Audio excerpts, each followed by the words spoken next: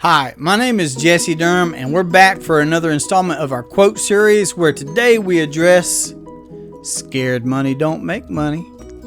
Now, I know that probably sounds pretty fun. Don't judge me on my vernacular. It's a quote. It's actually something that I've even seen posted on social media here recently, and I understand the sentiment of the idea that scared money don't make money. I can appreciate even that coming from an employee background, there were some risks that I assumed. Sure, like the risk of getting fired, like the risk of an industry shutting down, just different things. Sure.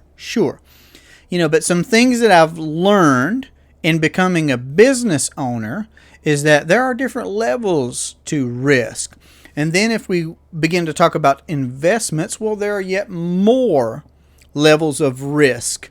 So again, while I can appreciate courage, boldness, Warren Buffett famously says rule number 1 is don't lose money. And rule number 2 is don't forget rule number 1. Okay. So if you've lost money like I've lost money before, it hurts. It's not fun. It's not what we do. So again, the other end of the spectrum is I know folks that it just fires them up. The highs and lows, the anticipation, the tedious and meticulous watching of different things. And that's fine. Enjoy it. Here, I'm not trying to paint an either or scenario. Consider the infinite banking concept or scared money don't make money. I can appreciate the sentiment of that saying, and I can appreciate that having some skin in the game is important. And yet, I would also say that I value the opportunity that becoming your own banker allows me to both build appreciating assets that I own, that I control, wherein I can access my capital for whatever end, for whatever purpose that I want. And it could be some high risk investment. And yet I've accounted for the banking function on that investment. And if there's a yield there, great. I've got both now. I've got, a place to warehouse my capital, deploy my capital from, earn or lose over here. And if it's a loss, at least I would have mitigated by accounting for the banking function. At least I would have mitigated by owning an entity wherein I could amass capital first, earn compounded, uninterrupted growth, and then also have a place to recapture, an entity that I own and control, to recapture my capital back with a loss or with a profit, and a place to account for even more, a place to build a warehouse even more, a place to build a warehouse the gains that I do hope to realize in some high risk, low risk, medium risk. It doesn't matter. You risk what you want to risk. I'm not making any suggestions there, but I would suggest that we consider becoming our own banker.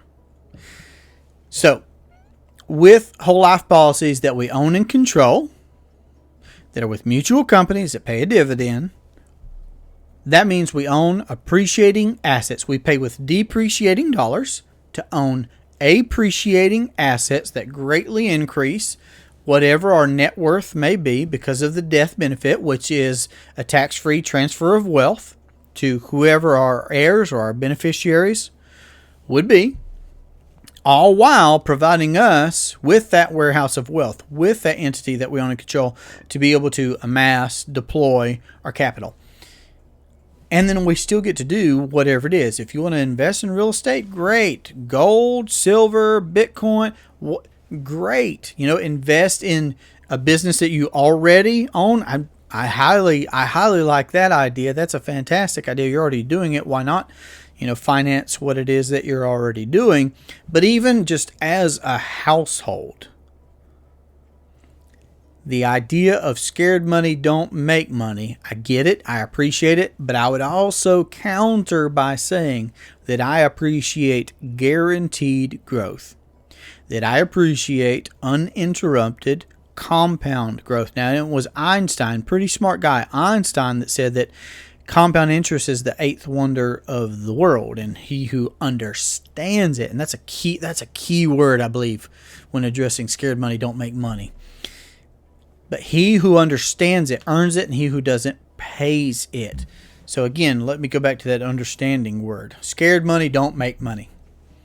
I understand trust. I'm not asking anyone to trust me when I share the idea that, hey, you could become your own banker. If you trust me, that's great. I appreciate it. And I hope to serve in a way and maintain a relationship in a way that would never change that. Regardless, study to show thyself approved. Okay? Learn for yourself. Understand for yourself. It's not me becoming your banker. It's not anyone else becoming your banker. It's not you becoming my banker. It's becoming your own banker. Not abdicating the banking function, but maintaining it. That way, you don't have to be scared about your money. Here's what I know. The cash values and the death benefit in my policies that I own and have owned now for several years will grow on weekends, holidays, through pandemics, world wars, global shutdowns. I mean, you can see where these companies, these mutual whole life companies, have paid dividends for well over 100 years. And that's just one thing to be able to track. There's a lot more, more important characteristics, aspects of these policies that are constructed for the purpose of privatized banking. And yet it's a good it's a good show of the stability. So as far as being scared, okay, I'd rather not be scared about my money, okay? But owning these policies, I don't have to be. So scared money don't make money. And of course, we all are looking to be able to make money. So again, I would say start with whatever it is you're already doing. If you're a household, keep being a household and account for your need for finance as a household. Or consider it. Consider accounting for your need for finance as a household, as a church, as a business, with your side gig, with your side hustle, with your investing.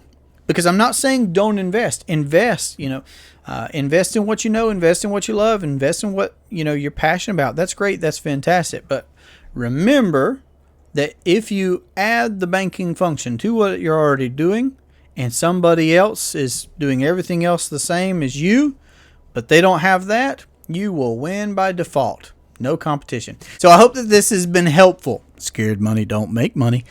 It's been a lot of fun for me to be able to talk about this. If you have any thoughts on quotes, I'd love to be able to see them in the comments section. Of course, to be able to reach us, to have a conversation about how you could apply the infinite banking concept into your life, your business, you can call 828-817-4223 or email durhamtalents@gmail.com. It's been a great pleasure for me. Hope you have a great day.